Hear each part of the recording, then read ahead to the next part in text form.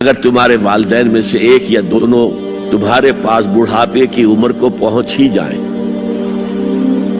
انہیں کبھی اف تک نہ کہنا، دل نہ توڑنا ان کا، چھاتی چوڑی کر کے بات نہ کرنا، ان سے کندھے جھکا کر بات کرنا، ادب سے گفتگو کرنا۔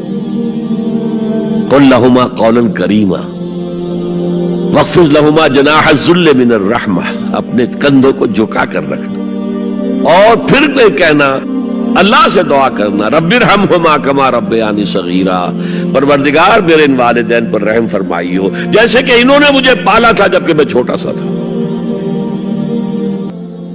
لیکن اخلاقی طور پر جو ماں کا حصہ ہے، باپ کا حصہ اس سے 1/3 ہے۔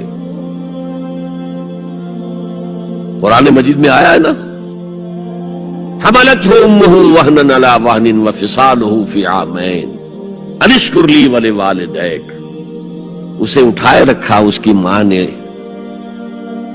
لہذا اس کا حق 3 گنا زیادہ ہے باپ سے۔ ایک صحابی حضور سے پوچھتے ہیں، حضور میرے حسن سلوک کا اولین مستحق کون ہے؟ فرمایا تمہاری والدہ۔ پھر پوچھا ان کے بعد کون؟ پھر کہا تمہاری والدہ۔ پھر پوچھا ان کے بعد کون؟ پھر کہا تمہاری والدہ۔ پھر پوچھا ان کے بعد کون؟ تو کہا تمہارے والد۔ 3 درجے۔ اور یہ جو فرمایا الجنت تحت اقدام الامہات، جنت تو ماؤں کے قدموں تلے ہے، یہ باپ کے بارے میں تو نہیں فرمایا۔ یہ ہے ایکویشن، بیلنس۔ اسلام قسط کی بات کرتا ہے، انصاف کی بات نہیں کرتا۔ انصاف تو یہ کہ آدھی روٹی ادھر دے دو آدھی ادھر دے دو، انصاف ہے، یہ اچھی چیز ہے۔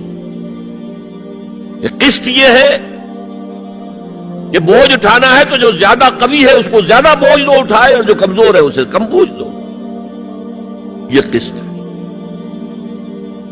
تو اسلام نے عورتوں پر ذمہ داریاں کم رکھی، ان کے اختیارات کم رکھے، لیکن اولاد پر حق ماں کا 3 درجے فائق رکھا۔